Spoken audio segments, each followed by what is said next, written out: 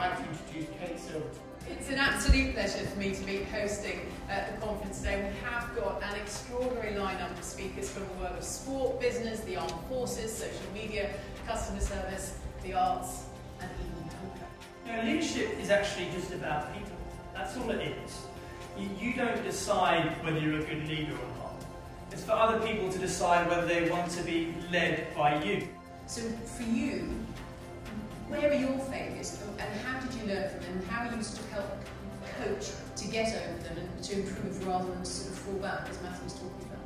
Well, when you said you were at the big game of the weekend, I thought we were talking about the Legends game.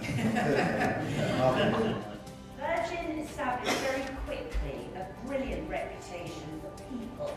Richard's ambition in establishing Virgin was to make flying fun, was to put the fun and the glamour back into flying, because those of you, and I suspect as many of my customers in the room will know that flying often isn't fun, far from it. It's a very stressful experience.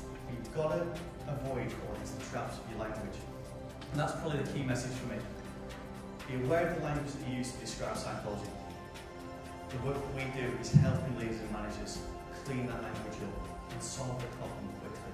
If you do that, you'll avoid wrestling the pigs that are out there. Any area of complexity is characterised by the ability to compress complexity in a way that informs expert decision making.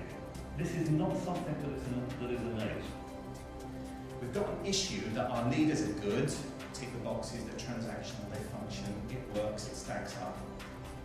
But it doesn't rock the world. So, as we go forward into this era of network communications, don't ask what opportunities you're going to get to do great things. Ask what great things you're going to do to get opportunities. One of the key issues in picking problems very quickly is to make sure that if I sit down with Amber and with him as a leader, it's very easy for me to get bewitched by his words and start believing the myths that he's kind of bought into. So the model we follow is someone else then sits in, and their job is keeping an eye on me. It's based on brief therapy and the kind of systemic models that we've researched and looked into. Knowledge is no longer so much power.